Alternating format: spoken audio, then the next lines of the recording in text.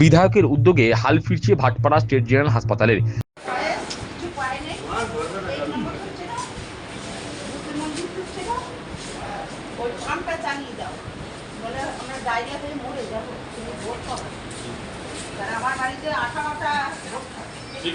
Jute mill অধ্যুষিত শ্রমিক মহল্লার চিকিৎসা পরিষেবার একমাত্র ঠিকানা ভাটপাড়া স্টেট জেনারেল হাসপাতাল।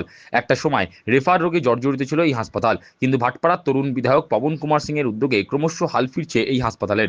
সোমবার বেলায় ভাটপাড়া স্টেট জেনারেল হাসপাতাল পরিদর্শনে আসেন বিধায়ক পবন কুমার সিং, সঙ্গে ছিলেন বিধায়ক প্রতিনিধি রিতেশ কুমার সিং।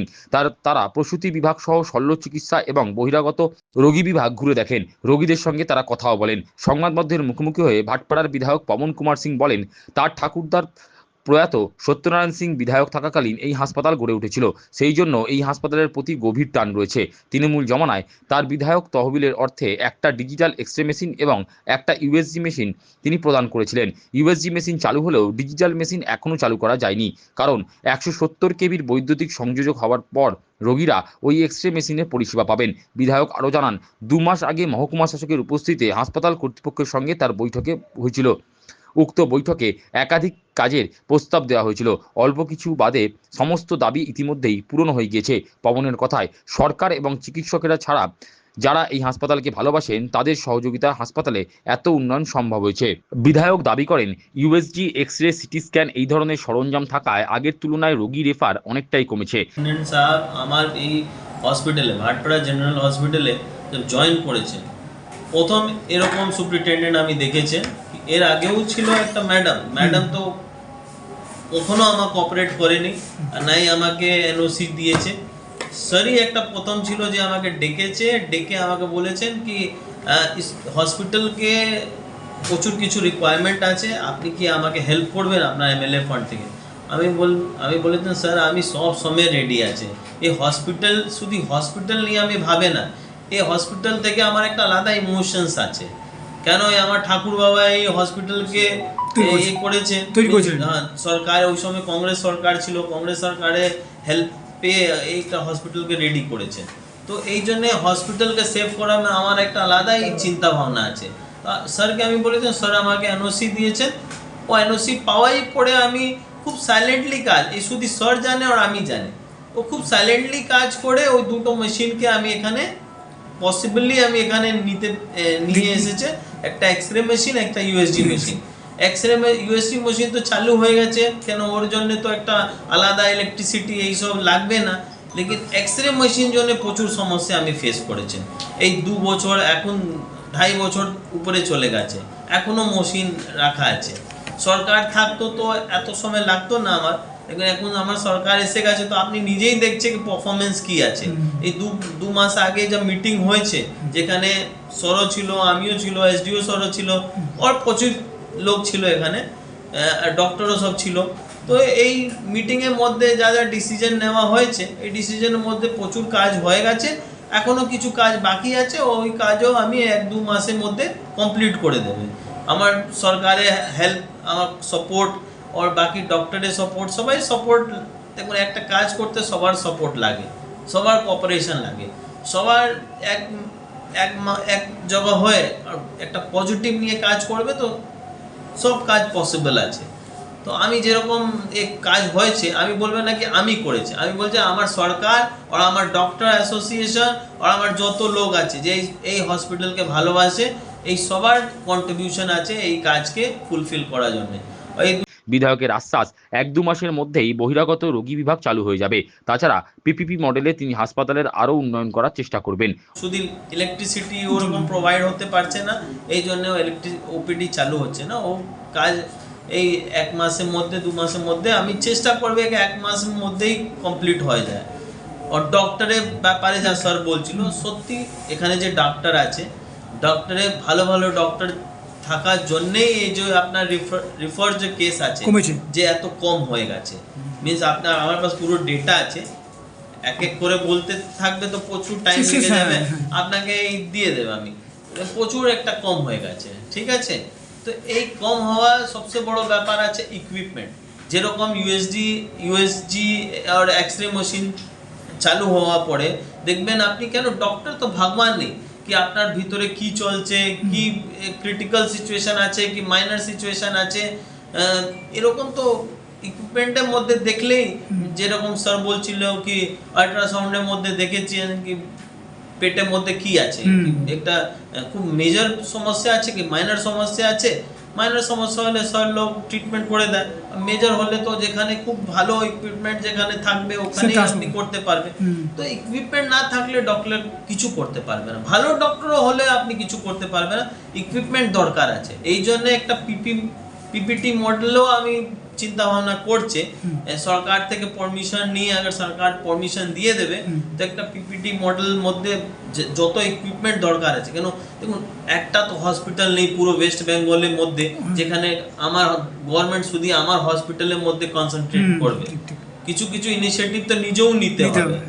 আমি বলবো কি আমার সরকারকে কি না আমারই হসপিটাল আপনি দেখুন, তো এ তো একটা সরকারের পক্ষ থেকেও পসিবল নেই। সরকার যা হেল্প করবে করবে, আমিও আমার সাইড থেকে ইয়া একটা সংস্থা সাইড থেকে আমি হেল্প নিয়ে ওকে রেডি করে দেবে কি আমার লোককে কিছু সমস্যা না হয়। অপরদিকে হাসপাতাল সুপার মিজানুল ইসলাম জানান, বিধায়কের হস্তক্ষেপে ইতিমধ্যেই 70% কাজ সম্পন্ন হয়েছে। 170 কেবির বৈদ্যুতিক সংযোগ সহ বিদ্যুৎ রূপান্তর কেন্দ্র গড়ে তোলার জন্য 1 কোটি টাকা অনুমোদন মিলেছে। সমস্ত ওয়ার্ডের মেঝেতে টাইলস বসানো এবং নতুন করে শৌচালয় নির্মাণ বাবদ আরও 1 কোটি টাকা স্বাস্থ্য দপ্তর থেকে বরাদ্দ করা হয়েছে। এমনকি কাজের ওয়ার্ক অর্ডারও ইস্যু হয়েছে।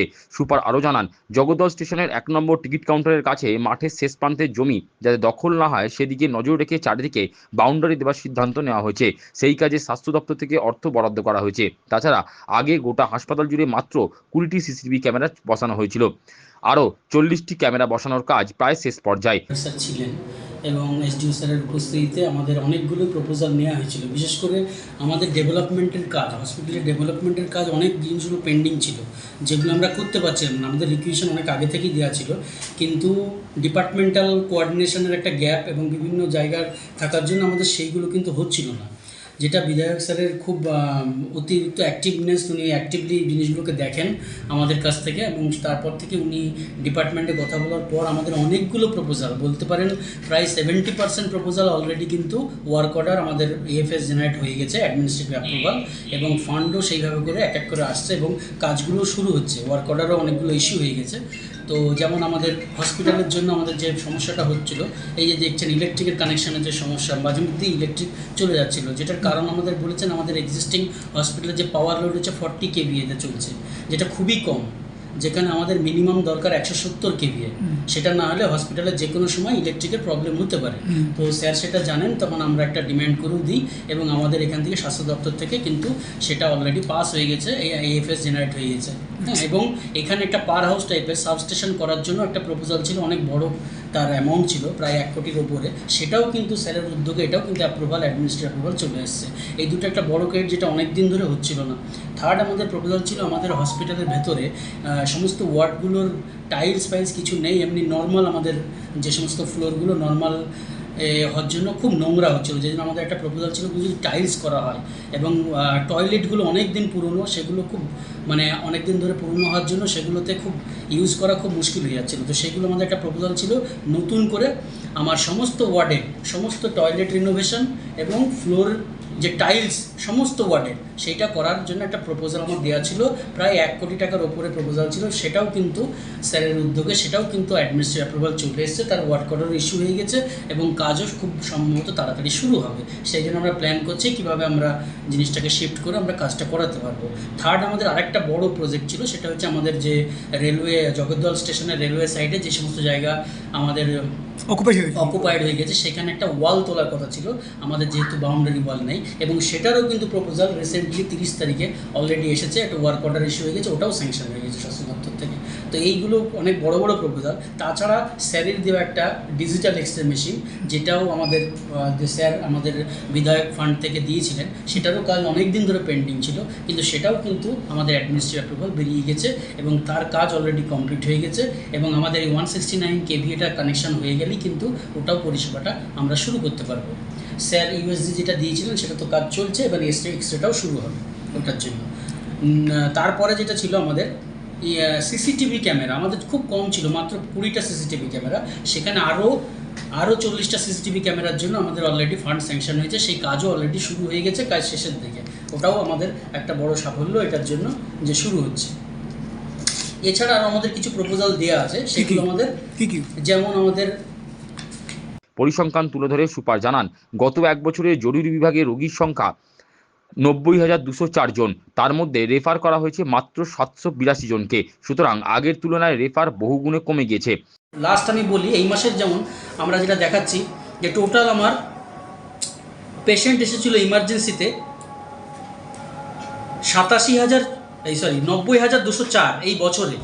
90,204-এর মধ্যে মাত্র রেফার হয়েছে 782টা। সুতরাং আমাদের পার্সেন্টেজ কিন্তু আগে যেটা ছিল 25%, 30% এরকম হতো, কিন্তু এখন বর্তমানে সেটা নেমে এসছে 8 to 9%-এ। কোথায় 25%, কোথায় 8%। এটার credit fully goes to the doctors, আমাদের স্যারকে, এবং অন্যান্য যারা সত্যি সত্যি হসপিটালের উন্নতির জন্য কিছু করবেন ভেবে কাজটা করছেন। সত্যি সত্যি বলছি, এই সার্ভিসগুলো আমরা যদি চালিয়ে যেতে পারি, এই 8%টাকেও আমরা কমিয়ে 2 to 3% আনার চেষ্টা করব। এটার জন্য আমরা উদ্যোগী হওয়ার চেষ্টা করব। হাসপাতালের পরিষেবার বদল ঘটাতে এখানে চিকিৎসকের প্রয়োজন রয়েছে। এ প্রসঙ্গে হাসপাতাল সুপার মিজানুল ইসলাম জানান, 1 বছর ধরে একজন অর্থোপেডিক চিকিৎসক পরিষেবা দিচ্ছেন, কিছুদিন বাদে উনি অবসর নেবেন। সেক্ষেত্রে একজন অর্থোপেডিক চিকিৎসকের খুব দরকার। মাত্র একজন শল্য চিকিৎসকও শীঘ্রই চলে যাবেন। মেডিসিন বিশেষজ্ঞ মাত্র একজন, উনি ছুটিতে গেলে জেনারেল ফিজিশিয়ান দিয়ে কাজ চালাতে হচ্ছে। সুপারের সংযোজন, এই মুহূর্তে স্ত্রীরোগ বিশেষজ্ঞ রয়েছেন 4 জন, 2 জন অবসর নেবেন। স্বভাবতই চিকিৎসকের সংখ্যা বাড়ানো গেলে আরও ভালো পরিষেবা দেওয়া যাবে। অনেকেই আগে থেকে একটা জনগণের মধ্যে ছিল যে হসপিটালে প্রচুর রেফার হয়, সেটা আমরা স্বাস্থ্য দপ্তরে জানিয়েছিলাম, এবং আমাদের যে সমস্ত ডাক্তারবাবু এগুলো দরকার, আমরা কিছু পয়েন্ট চিহ্নিত করেছিলাম। মানে আমাদের যেটুকু লেগেছিল, স্যার এটা জানে যে সমস্ত ক্রুশিয়াল, যেমন অর্থোপেডিক, একজন একটা যদি ফ্র্যাকচারের পেশেন্ট আসে বা একটা সাসপেক্টেড যার একটা পায়ে বা হাতে কোনো একটা ট্রাউমা লেগেছে, সেই সমস্ত পেশেন্টকে চেনার জন্য আমার একটা অর্থোপেডিক ডাক্তার খুব দরকার। এবং আমরা সেই স্বাস্থ্য দপ্তর থেকে পেয়েছিলাম। 1 বছর আমাদের এখানে সার্ভিস অলরেডি তিনি করে যাচ্ছেন। নেক্সট হয়তো কিছুদিনের মধ্যে তার সার্ভিস বন্ড পিরিয়ডটা শেষ হবে, তিনি হয়তো চলে যাবেন। কিন্তু ওনার এখানে প্রেজেন্স, ওনার প্রত্যেকটা ওপিডিতে কিন্তু আউটডোরে 180-200 করে অ্যাভারেজ ওনারই পেশেন্ট হতো, এবং যেটা খুব ভালো একটা উনি এখানে একটা সার্ভিস দিচ্ছিলেন, এবং ওটা চলছিল। এবং সেখানে কিন্তু অর্থোপেডিক রেফার আমাদের অনেক কমে এসেছিলো। জেনারেল সার্জন খুব ইম্পর্ট্যান্ট এইখানে, বিশেষ করে যেখানে আমার প্রতিদিনই বিভিন্ন ইনজুরি পেশেন্ট আসে, হ্যাঁ, বিভিন্ন অ্যাক্সিডেন্টাল পেশেন্ট আসে, যেগুলো কিন্তু সার্জন খুব দরকার, স্টিচ করা বা তাদের ড্রেনেজ করা বা তাদেরকে অপারেশন করা। সেইটা কিন্তু একজনই আমার ডাক্তার ছিল, সেই ডাক্তারটাও কিন্তু যথেষ্ট ভালোভাবে সার্ভিস দিচ্ছিল। ওনারাও খুব তাড়াতাড়ি উনি চলে যাবেন বন্ড পিরিয়ডে। তো আমরা স্যারকে সেইটাগুলো আমরা জানিয়েছি যে সেই জায়গাগুলোকে ঘাটতিটা পূরণ করা। থার্ডলি মেডিসিন, যেটা খুবই গুরুত্বপূর্ণ। আমাদের একজনই medicine specialist, doctor Himadri Chowdhury, Hima Chakraborty, উনি একা সার্ভিস দিয়ে যাচ্ছেন। কিন্তু ওনারও তো প্র্যাকটিক্যাল কিছু প্রবলেম আছে, অনেক সময় অসুস্থ বা উনি যখন ছুটিতে যান, আমাদের জেনারেল ফিজিশিয়ান দিয়েই চালাতে হয় তখন, যারা আমাদের জিডিএমও তাদেরকে দিয়ে। তো সেই জায়গাটা উনি একজন আছেন। তো আমরা সেই জায়গাটা ডিমান্ড দিয়েছি আরও যদি 2 জন অন্তপক্ষে নিয়োগ হয়। 3 জন থাকলে আমাদের হসপিটালে যে সমস্ত স্ট্রোকের পেশেন্ট আসুক, যে সমস্ত হার্ট অ্যাটাকের পেশেন্ট আসুক, বা অন্যান্য ক্রিটিক্যাল পেশেন্ট, কিডনির পেশেন্ট, সেই সমস্তগুলো ট্রিটমেন্টটা যদি হয়, তাহলে আমাদের কিন্তু রেফারটা অনেকটাই কমবে। তো সেই জায়গাটা আমরা সাকসেসফুলি হ্যান্ডেল করতে পেরেছি। গাইনোকোলজিস্ট একটা বড় সার্ভিসের জায়গা আছে, যেটা গাইনি ডাক্তাররা আমাদের পরিষেবাটা দেন। তারা সিজারিয়ান সেকশন থেকে আরম্ভ করে যে সমস্ত বিভিন্ন গাইনোকোলজিক্যাল সমস্যা যে সমস্ত মহিলাদের থাকে, সেগুলো ট্রিটমেন্ট করেন। আমাদের বর্তমানে 4 জন ছিল, কিন্তু 2 জন খুব তাড়াতাড়ি, ওনাদেরও বন্ড সার্ভিস শেষ হয়ে যাবে, ওনারা বেরিয়ে যাবেন, 2 জন থাকবে। তো এই জায়গাটাও আমি ডিপার্টমেন্টে চিঠি পাঠিয়েছি যদি এই ম্যান পাওয়ারগুলো পাওয়া যায়। আমাদের ইউএসজি সার্ভিস সপ্তাহে 3 দিন এখন চলে, তাতে বহু মানুষ খুব উন্নতি মানে উপকার পায়। এবং আমি বলতে আমার লাগবে, আমাদের এমএলএ স্যারই ওই আমাদের ইউএসজি মেশিনটা ডোনেট করেছিলেন এখানে, তারপর থেকে আমাদের এটা চলছে। এবং সত্যি সত্যি ইউএসজি হওয়ার পর থেকে আমার বহু পেশেন্টের কিন্তু রেফার আটকে গেছে। মানে কি, ডাক্তাররা ভাবছিলেন এই পেশেন্টের হয়তো পেটে কোনো একটা গুরুতর সমস্যা হয়েছে, ইউএসজি করে দেখা গেল না, তেমন সমস্যা